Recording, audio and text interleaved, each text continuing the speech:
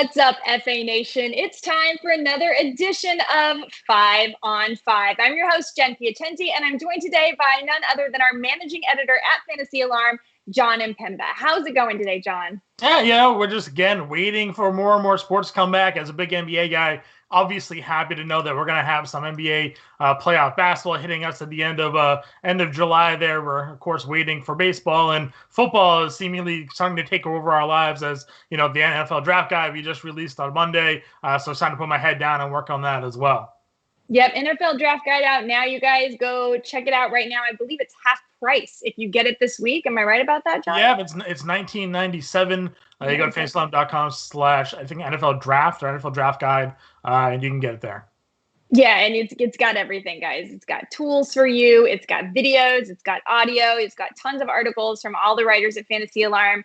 Just a lot of great stuff to help you win your fantasy seasons, as well as at DFS and, sports wagering, all those kinds of things. So definitely check out our draft guide. Who made the cover this year? Go check it out. We tried to go with someone we didn't think everybody else was going to use. But so far, I think we have. I've seen some people release their guides, and I haven't seen him on there. So we're so far so good. All right. So far so good. All right. You guys have to check it out. I'm not going to let that one out the bag. You guys check out our draft guide. Okay. So today we're going to play a game called 5 on 5. How it works is I'm going to give Jon 5 questions. He gets 5 minutes to answer each question. And at the end of 5 minutes, he has to stop talking. However, if he doesn't use his full 5 minutes, he opens the floor up to yours truly, and I can ask him more questions. And that's always a dangerous situation because you never know where my brain is going to go. I'm a little random sometimes. I'm not afraid to admit it. All right. You ready to get this done? Yeah, let's do it.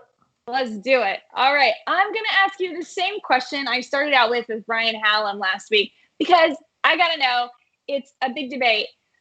Who is going to be the number one fantasy quarterback for 2020? 2021. Is it going to be Mahomes or is it going to be Jackson or is it going to be a sleeper pick? Yeah, I'm going to go with Patrick Mahomes here. I understand the season that Lamar Jackson had last year. Really, put a lot of naysayers to bed, throwing for 36 touchdowns to lead the league. Only 6 interceptions, completed 66% of his passes, something that we weren't really sure if that was something he was able to do. He took leaps and bounds at improving his ability to throw the football from his rookie year. But a lot of that, and mostly all of that fantasy value, really came from his ability to run the football. He had 1,200 yards rushing and 7 touchdowns. Like Patrick Mahomes did the year before, a lot of people were sort of expecting some level of regression to occur, and I think we're going to see the same thing here for Lamar Jackson this year. Can we expect him to again set an NFL quarterback rushing record of 1,200 yards? I don't think so. I think we're going to see the rushing numbers come back down. I think we could see the touchdown numbers of 7 potentially decrease now. They did add J.K. Dobbins in the second round this year to give a little bit more value to their running game. They have Mark Ingram. They have Gus Edwards there who had a lot of rushing last year. So to protect maybe Lamar Jackson a little bit more, because we know these running quarterbacks tend to get beat up, I think they can kind of keep him back a little bit. And then in the passing numbers, he had a 9% touchdown to pass ratio, which has led the league. He threw a touchdown 9% of his pass attempts. That's a number that, again, seems outrageously high, something that I think we're going to see some regression. So if the touchdown numbers fall, if we think the rushing numbers fall, even if he still leads the league in rushing as a quarterback, say 800, 900 yards, that's still less fantasy points than he had the season prior. I think the touchdown pass numbers go down from 36. He doesn't really have the greatest of receivers. He was really bailed out by Mark Andrews having a breakout season as a tight end threat. Outside of that, Hollywood Brown, we didn't really see a ton of, the receiving options for him really weren't that great. So are we going to expect him to really continue to have that type of number of passing numbers? So I think for all those reasons, we see regression for Lamar. And on the flip side, I think we see Patrick Mahomes take a step forward from last year where he played hurt for a lot of the time. He missed games due to the injury. When he came back, we can't guarantee he was 100%. Tyreek Hill was absent for a lot of that season as well due to his own injury. So Mahomes was without his number one receiver. We already know they have Travis Kelce. We're expecting an increase from Mecole Hardman. They added Clyde Edwards-Helaire, who's going to be a big asset to their passing attack. So I think all of those things surrounding Mahomes leads me to think that he could actually have a better year than we saw from him in 2019. Well, I'm expecting a regression here from Lamar Jackson, which makes me think that Patrick Mahomes is going to be the one to leapfrog him as the leading quarterback. I'm not sure if anybody's going to jump ahead of Jackson as the number 2. I think Dak Prescott, could certainly do that. We saw him last year have a fantastic fantasy season. He was the number 2 overall quarterback. He did add CeeDee Lamb, so maybe there's some contention there if he's able to add some more rushing totals to his game. But I think it's a clear-cut Mahomes for me at number 1, Lamar number 2, and I think Dak will be number 3. Okay, so you don't give any love to the O-line being so much better in Baltimore than in Kansas City, and you don't think that Lamar is going to still use his legs. I mean, I just question, I know they say he's going to run less and there should be regression. I get all of that, but even if he regresses a little bit and his passing just gets more and more accurate, which he was one of the best passers last year, there's no reason he couldn't improve on that. I do understand the weapons argument, but I don't know. I don't know if we can say Mahomes will clearly jump out in front. Don't you think Mahomes is a little bit more of an injury risk?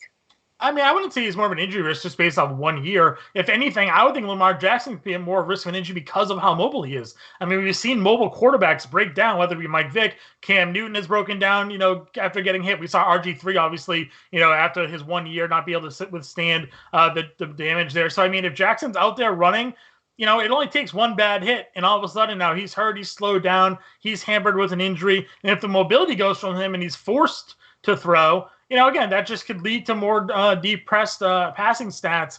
The offensive line is great around him, which is perfect for him to be able to sit back in the pocket and try to make those type of plays. But again, I just worry about the type of talent that is surrounded him. They're not a pass-first offense. They're a run-first offense behind that offensive line. So for me, I think there's just some regression coming to Lamar this year. Okay, and you have faith in Mahomes and the weapons he has. I do. I just think that he's just a pure better quarterback. And I think the offensive talent that he has around him is going to lead to him being a more successful passer. And he's still a little bit mobile. He's not an immobile quarterback. Obviously, he's not running to the effect that we see Lamar Jackson obviously do. But, I mean, he averaged 218 yards last year being hurt. He had 224 yards rushing the season before. So it's not like he's immobile. There's still, a couple of handful of fantasy points available on the round. But all right. He says Mahomes. I don't know. That's what Ryan Hallam says too. Are you a big Lamar Jackson guy this year? I'm not a big. No, I think it's a total toss-up. I don't think there's a clear winner, but I really still like Lamar Jackson. I think he only has room for improvement with the passing, to be honest. I think he's only going to get better. And I still think they say he's going to rush less. I still think he will run, because what's he going to do when he gets in trouble? He's going to make a play. He's a playmaker. So I think he gets probably like 800 yards rushing. I don't think he rushes for 1,200 again. Yeah, but that was a little bit absurd. There's no question about that. But I think that he has the potential to make up for some of that with his passing. So we'll see. I wouldn't be surprised, though, if, like you said, maybe someone like Dak can have a career year too. You never know. So the top two are pretty clearly Jackson and Mahomes, but then we have some fun ones coming up with Dak, Kyler Murray. We talked earlier this week on Sirius XM about Josh Allen a little bit. So some exciting talent out there, young talent. Right. All right. Now, Jon, I'm not a big NBA fan. I mean, I enjoy to watch a basketball game. Grew up watching the Dallas Mavericks. It was fun. They weren't good then. They lost a lot, so that part wasn't fun. But that's okay. They've since been revived a little bit with Mark Cuban down there. But I need you. The way it's looking is that it might be the only sport on for a while. And I need you to convince me to play some kind of NBA, DFS, or sports wagering. Talk me into it. Yeah, well, I mean, first of all, if you're not, in love with the sport like I am, I can certainly see maybe DFS being a little bit out of your scope. I mean, there's a lot too. Obviously, you can create some lineups. We have plenty of content that we're going to put out to lead you to be successful like we did all year. So perfectly fine with that. But I think if you're trying to dip your toe into it, give you something to be at least, interested in the NBA playoffs that are happening, I think wagering is for sure the way to go. For me, one of the things that I love especially is player props. Because it gives you an investment into a player as well, not just the outcome of a game. Earlier this year, one of my favorite player props was double-double props. Guys like Andre Drummond, Malcolm Brogdon, they were huge double-double guys earlier in the season. So it gives you an investment, not just in a team or who wins, but also an individual player. Adds like that extra layer into it. And I think the appeal of having money on the line for most things, not to sound like responsible gambling, we'll say, obviously adds appeal to the sport. So if basketball really isn't your jam, I think you kind of find out, a player or two, whether it's, a star player like LeBron James or maybe some better odds that we're going to put out through Wager Alarm to pick and choose some good bets that can really keep you interested in the game. Again, for me, I love basketball. I'm going to be head first in the DFS. Whether it's, in the playoffs, it's smaller slates, which really makes you focus on player pools, which is great. You get the more individual matchups. Again, I know we're not closing in on the 5 minutes here, but as somebody that's not as into a sport, I always say try to find something to put a little bit of money into it, because you'll sit down and watch it to make sure you can get that return. That's true. I mean, I'm actually glad you brought up Wager Alarm. I think some people aren't aware of our sister site, Wager Alarm, where we talk a little bit more about the sports betting and the sports wagering, not just general seasonal fantasy. And I think that this year is going to be very different from a lot of previous years. And I think sports wagering is going to get more and more popular, and actually sounds really fun to me. I mean, I don't know a lot about NBA, but I'm going to have a little time to start watching it. And then maybe I can find a player or a team I like. Like, what are teams that I should be looking at investing in if I'm going to do some? Yeah, I mean, some popular plays, I think, heading into these playoffs would be like the New Orleans Pelicans, because they kind of have, the swag of the young stars and Brandon Ingram, Lonzo Ball, Zion Williamson, and they're a bottom seed in the Western Conference, so they're going to go up, against a team like the LA Lakers. But that type of matchup has a little bit of history. Obviously, Anthony Davis basically forced his way out of New Orleans. LeBron basically traded for Anthony Davis and sent over, Brandon Ingram and Lonzo Ball to the Pelicans. So having that kind of battle, there's going to be a lot of money, I think, there on the Pelicans to potentially make that upset. Obviously, being from Boston, I think the Celtics have a really good chance in the Eastern Conference. They were one of the up-and-coming teams as it was with the developing stars and Jason Tatum, Jaylen Brown. They acquired Kemba Walker. The East is much softer than the West. Really, the only contending teams that you would have to really worry about, obviously, is the Milwaukee Bucks. They have Giannis Antetokounmpo, is probably going to be the MVP this season over in Milwaukee. The defending champion, Toronto Raptors, everybody's sort of worried losing Kawhi Leonard, how they would be able to rebound. But they're right in the thick of things, too, and they weren't really missing a beat there. They had some players step up and develop since the loss of Kawhi Leonard, most notably Pascal Siakam, who could very well win the Most Improved Player of the Year award this season. He's there certainly in that conversation. And then you have the Philadelphia 76ers, who have all the talent, but they were one of the more disappointing teams this year. The worst road team in the NBA. They had a losing record. I think they were like 10-27 or something like that on the road. But now we're talking neutral site games, right, where the road home isn't really a factor. So a team like that could have better odds that you could certainly focus on and target. There's also some potential rumors here of players who are injured coming back. The Brooklyn Nets had both Kevin Durant expected to miss the entire season. Kyrie Irving had in-season surgery. The season was supposed to be over by now, but now they're not starting until July. There's a potential for, if Brooklyn gets in or they're in and advances a round or two in the playoffs, that those guys could be back for them. Right. And they're a long shot bet to go ahead, and they could have Kevin Durant and Kyrie Irving available to them all of a sudden when teams weren't expecting it. So lots of fun stuff, actually. Like you got to figure in neutral sites, those injuries. What about stars? Will they be playing them? Yeah, I mean, I think obviously once the playoffs start, everything goes. I can't imagine the Clippers would be sitting, Paul George and Kawhi Leonard come the playoffs, but they do have an 8-game sort of season to play out. And I think what you're going to handle this more like a preseason, right? I think these guys are going to go ahead and play the first couple games, 15, 20 minutes. The middle games, they'll play their 35 minutes. And then the final couple of games, they'll go ahead. Yep, there we are. 5 minutes. See, you thought you weren't going to have enough to talk about, but we could have gone for another 20 minute probably. Just on NBA. I could talk all day with the NBA. And I don't even know. That was very interesting. I'm going to go like sports wager right now. I'm really interested in Kevin Durant coming back.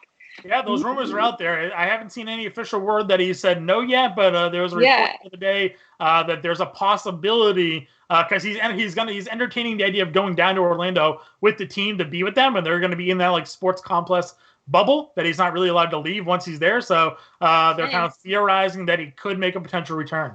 might put him to work. All right, well, let's move along to another sport who should be having prime time views right now in come July, and that is the MLB. And as we probably all know, the MLB and the MLBPA cannot come to an agreement, it seems. Or hopefully by the time this is aired, they already have, and we're already furiously planning right now. But we are recording this on Tuesday afternoon.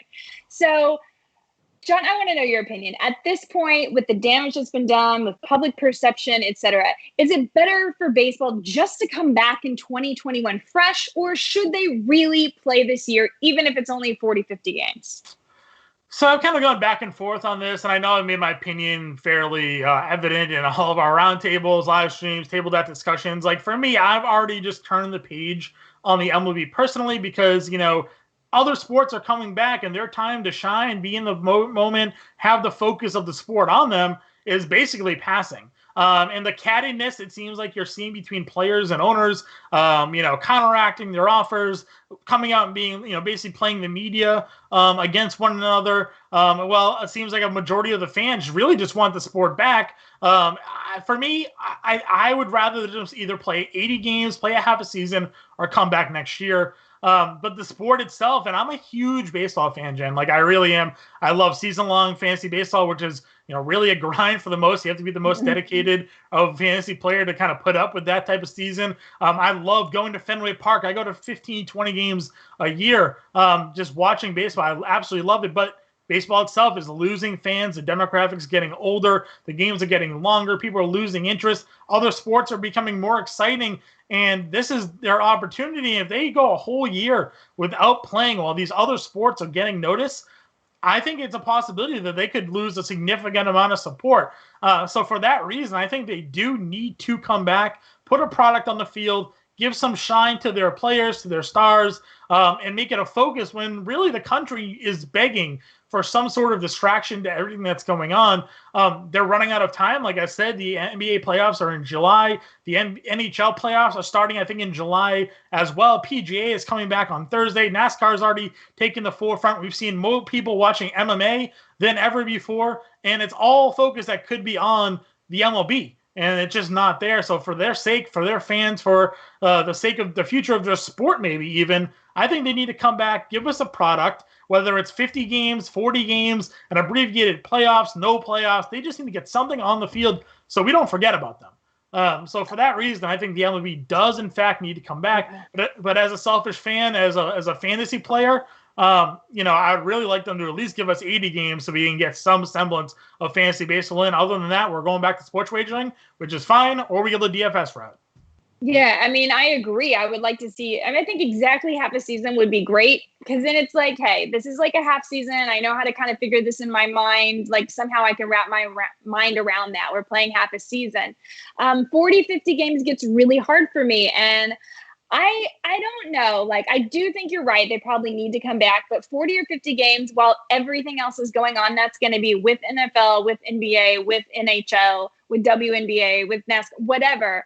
Like, it's really frustrating for me as a fan. And as a player, like, I'm fine. I'm actually fine with quitting, not playing fantasy this year if I need to. If it's 40, 50 games, if it's frustrating, I get that, because mentally I want to move on to NFL.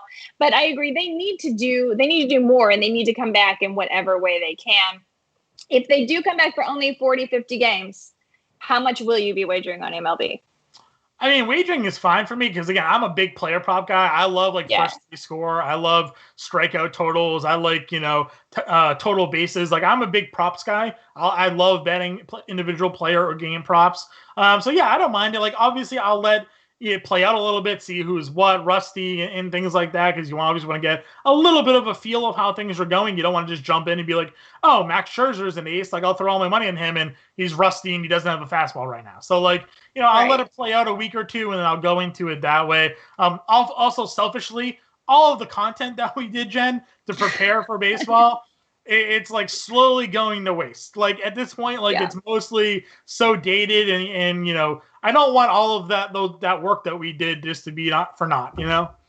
Yeah, me too. I mean, and I for a while I was getting really excited about the strategy changes, like when it was going to be like 120 games instead. And I thought, oh, this will be kind of fun. It'll be like a game on top of a game. So I think I just need to go back to that mental state. Everybody does, like, even if it's only 50 games, it's going to be a new strategy. It's going to be like beat the streak.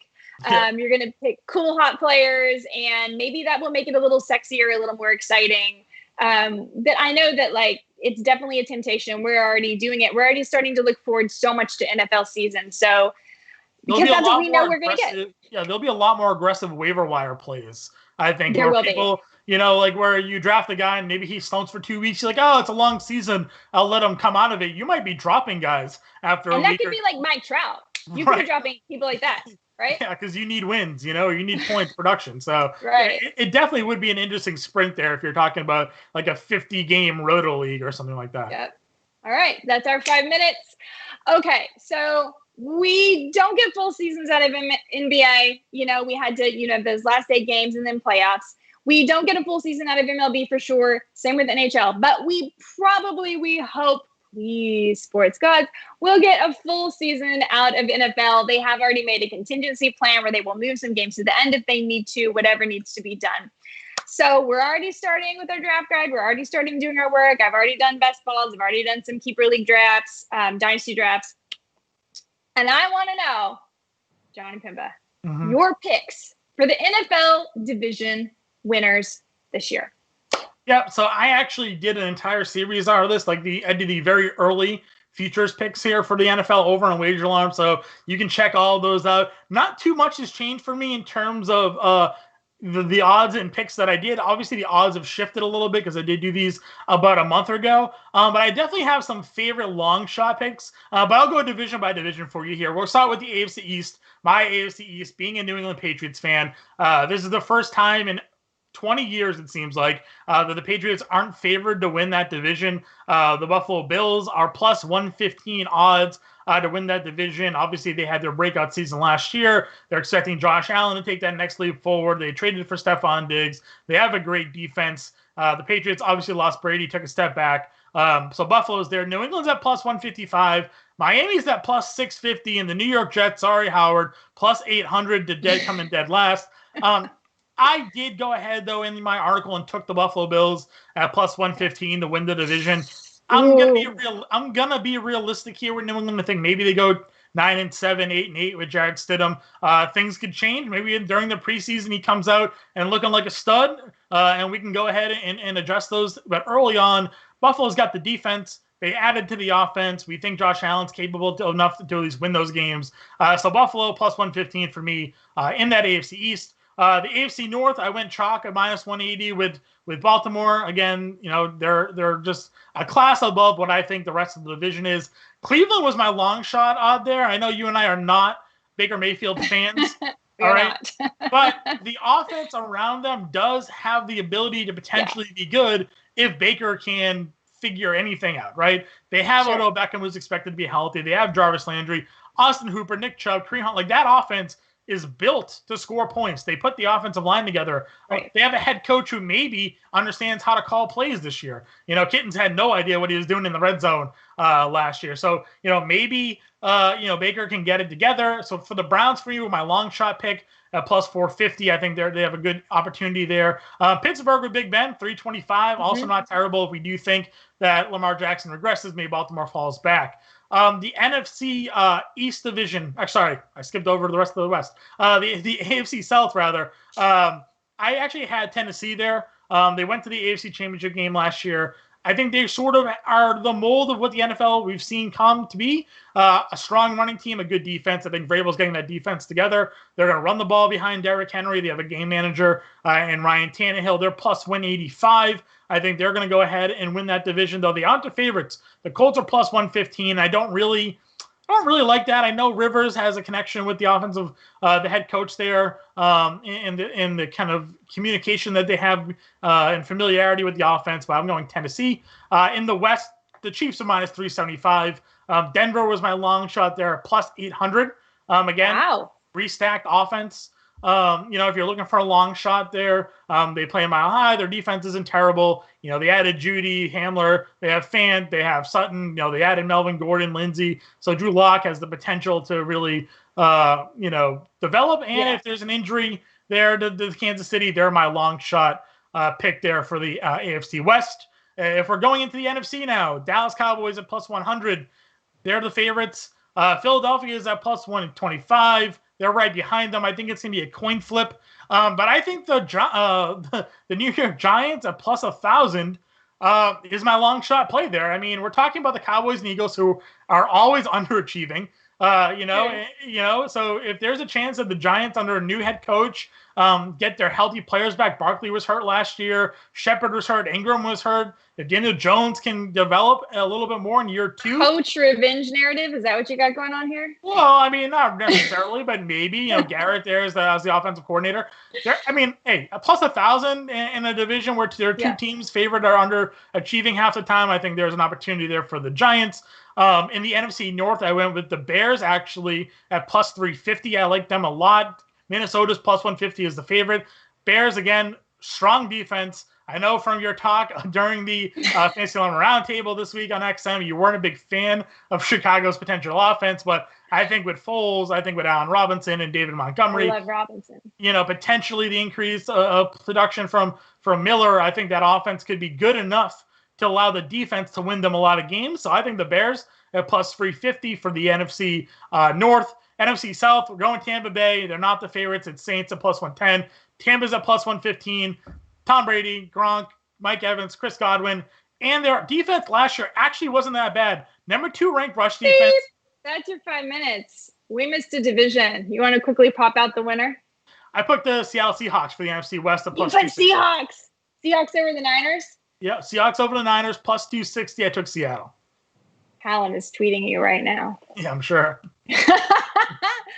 All right, that was awesome and incredibly thorough. So we're going to see how those hold up. He did some serious work there, you guys. I had to speak fast. We had a lot of divisions to get through. We did. We had so much. I know. That was a tough one. All right, but I made this question especially for you and me, John, because John is the chef. This is Chef John, as you know him. He always has the best recipes. He's good Monday with Meals. food. Check it out. That's Monday Meals on Fantasy Alarm Show. And I love drunk brunch. That's the best thing to do on Sunday before NFL, right? So I have John's full attention, Chef John. I need you to give me your full brunch power rankings. Some good recommendations, maybe a sleeper pick in there. Let's go.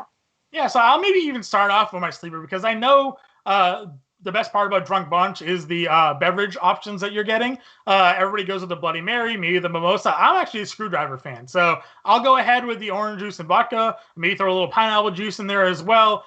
So for me, that's my beverage of choice if we're going drunk brunch. After that, we're gonna go with bacon. Of course, bacon for me is my favorite part of breakfast food. So everything about bacon, whether it's thick cut, thin cut, as long as it's crispy for me, I'm all on board. I'm not a soggy bacon fan. You really got to put some crunch on that for me there. After that, my favorite overall breakfast food is French toast. So I'll take French toast over pancakes, over waffles, over eggs, like any of that. For me, French toast is my number one. You throw some syrup on there, maybe some powdered sugar, some cinnamon, and I'll be more than happy. Number 3 is the Omelet Station. If we're going out somewhere for a drunk brunch, they usually have an omelet station. So you go ahead, you get my bacon and cheese omelet, ham and cheese omelet, throw it all together. The Omelet Station is always a must for me. And then the carving station. Now, I don't know about you, Jen, but most brunches that I've been to typically have some sort of carving station, whether it be, spiral ham, roast beef. Sometimes there's like a prime rib or a lamb. So I am all about the carving station. So for me, got to hit up the carving station when you go into your brunch.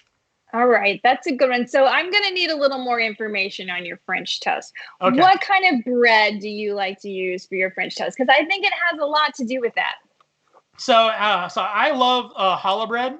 For me, Ah, it's it's nice, thick, it's sweet. I make a fantastic French toast bake that could had potentially a be a feeling. future Monday's meal. I make that all the time for brunches with friends when we go over there. Family holiday breakfasts. I'm always bringing the French toast bake with the challah bread. So that's where I'd go, or the thick Texas toast. Something has to be thick. I don't Mhm. want like thin Okay. Denny's diner type French toast here. I want a nice thick piece of bread.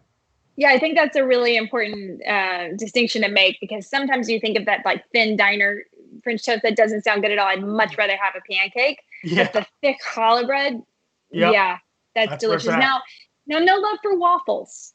What's with the waffle I don't distaste? know. I mean, maybe it's just growing up, like the only waffles I ever really had were like Eggo The Eggo? waffles. Yeah. So it's not like if I go out to a restaurant, I was not ever really ordering a waffle because if I was going out somewhere, French toast is on the menu. So I just kind of went in that direction. So, Jon Impemba, have you ever tried taking bacon, really crispy bacon, and crumbling it up in your waffle batter and making a Belgian waffle with syrup? I haven't. I also don't own a waffle maker, so maybe that's also like my Oh, lacking, right? Like, so you need to have a waffle maker. yeah, that's That's probably order a number problem. one. Like I always have bread in the house, so making French toast is always pretty easy to do. Easier. But I don't have the waffle maker, so waffles are out. I make a lot of pancakes at home, so that'd probably be my number two on the list below the French toast. But yeah, maybe I need to just get a waffle maker and out my waffle game. Maybe that's the I think problem. you should, for sure. I think you'd be good at it. Now, this question is for Dan Malin. Is there any brunch item that you should put ketchup on? I mean, you know how I feel about condiments, anyways. So, like, I'm not probably putting ketchup on anything. Potatoes are the most likely item to put ketchup on, which is sure if that's your goat, that's fine. But like a good seasoned home fry, I don't need ketchup for it. Like, it's got the seasoning, salt, pepper, paprika, oregano, like all of that stuff that's already mixed in with the potato gives it its flavor. I don't need to then mask it with some like extra sweet tomato sauce, right? So like maybe if Malin's throwing ketchup on there, but I know people are putting ketchup on eggs. Like, no thanks. I'm not that type of Yeah. person. I fear he would probably put ketchup on his pancakes. So I fear he would too. Don't give him where any ideas in case we right. have a company brunch. I won't be able to handle it. Now, the goat omelet ingredient.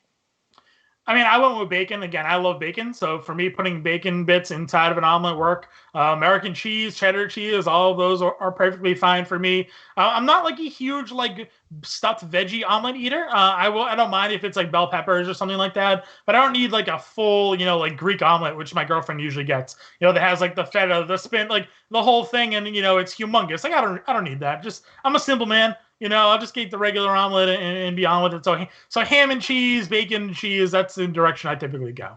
All right, I'm putting out a plea to the powers that be at Fantasy Alarm. Next time we have a fantasy staff meeting all in one location, I would like it to be brunch. I would like Chef Jon Impemba to come with some ingredients.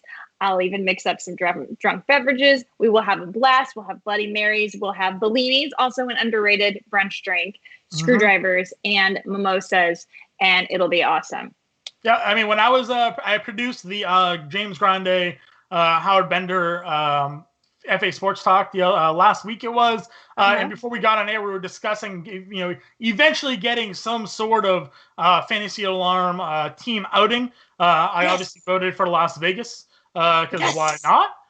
So he says he would speak to the potential powers that be and see what we can get happening there. He says you'll probably have to pay your own way. I said perfectly okay with going to Vegas, and we'll get together because I've only ever met Rick Wolf amongst the company. So really.